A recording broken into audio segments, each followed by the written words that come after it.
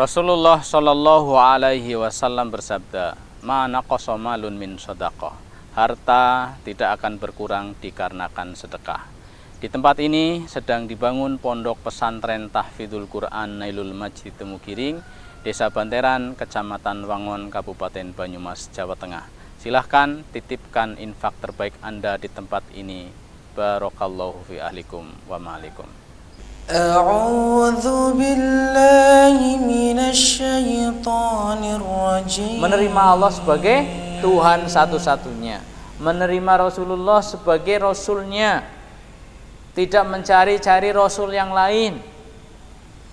Al-Quran sebagai kitab sucinya, tidak mencari-cari yang lain.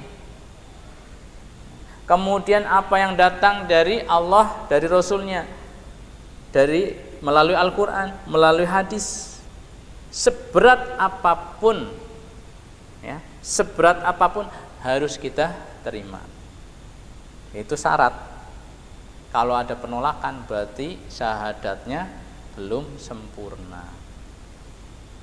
Misalnya dalam Al-Quran ada ayat-ayat yang kayaknya susah untuk diterima. Contoh apa? Contoh warisan. Warisan itu kan laki-laki mendapat 2 bagian dari perempuan, ya kan? Jadi kalau orang tua meninggalkan harta 30 juta, anaknya 2 laki-laki perempuan, yang laki-laki dapat 20 juta, yang perempuan dapat 10 juta. Nah, anak wadunya protes apa mboten? Protes, dene sing ora padha bae. Ya 15 jutaan malah sih kadune aku sing akeh, wong aku sing kesel ngrumat ramane misalnya ya. Kaya sih dolanan bae. Giliran mati njaluk luwih akeh ya. Misalnya. Nah, ini contoh ya. Contoh ini hukum Allah dalam masalah warisan, laki-laki 2 kali lipat perempuan. Nah, kalau perempuan misalnya menolak, saya tidak terima, ya. Ini apa-apaan, hukum tidak adil, katanya. Pokoknya harus bagi rata. Nah, berarti ini menolak hukum Allah Subhanahu wa Ta'ala. Itu hukum apa? Itu hukum barbar, itu kejam itu. Ganti, harus diganti dengan hukum yang lain misalnya, yang lebih humanis, yang lebih manusiawi, kata Allah. Padahal Allah yang telah menetapkan. Ya. Ini berarti menolak keputusan Allah Subhanahu wa Ta'ala. Jenenge keminter. Siapa sih dia gitu ya? Berani-beraninya menentang keputusan Allah Subhanahu wa Ta'ala. Kan kita sudah tahu Allah itu Maha Adil, Allah Maha Bijaksana. Ya. Maksudnya apa? Kalau Allah Maha Adil, Maha Bijaksana, Allah Maha Tahu, berarti semua yang Allah putuskan pasti yang paling baik. Karena Allah tahu mana yang paling baik gitu. Kemudian Allah Maha Bijaksana. Selain tahu ya yang mana yang paling baik, Allah itu akan menetapkan sesuai dengan keadilan. Enggak mungkin zalim.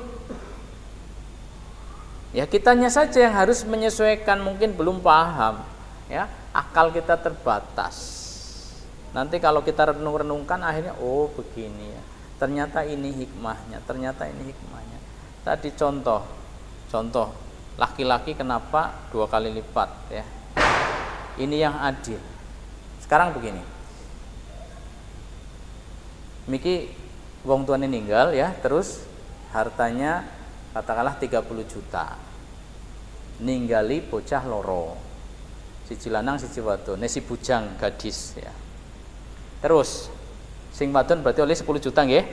Sing lanang oleh 20 juta. Nah, titi wayahe, titi mangsane bojo, yang laki-laki ini dia harus apa coba? Walimah, bayar mas kawin, terus ngontrak gitu kan. 20 juta gemet malah ora cukup. Nggih mboten? Iya kan? 20 juta ora cukup. Nah, tuh.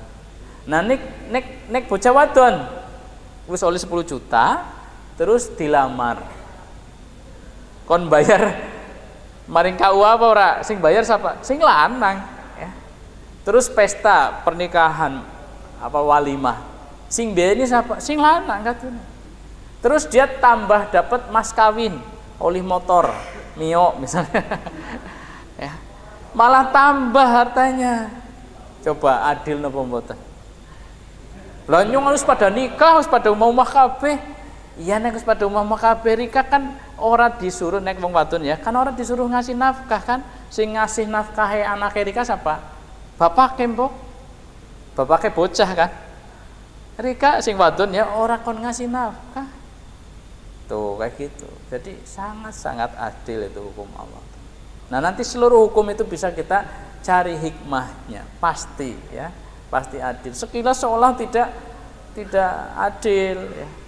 Contoh lain misalnya wong lanang oleh poligami, wong wadon ora oleh poliandri. Wong lanang bojone bisa papat. Ya, ora berarti kon kadu papat bisa oleh nyampe papat. Wong wadon lanange mung siji, ora kena double-double.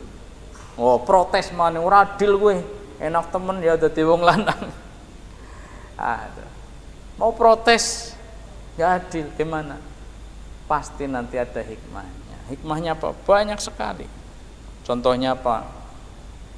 Nek wong wadon bojone akeh, giliran hamil bapaknya sing dijajal. Bingung mbok? Lho kae iya ki iya.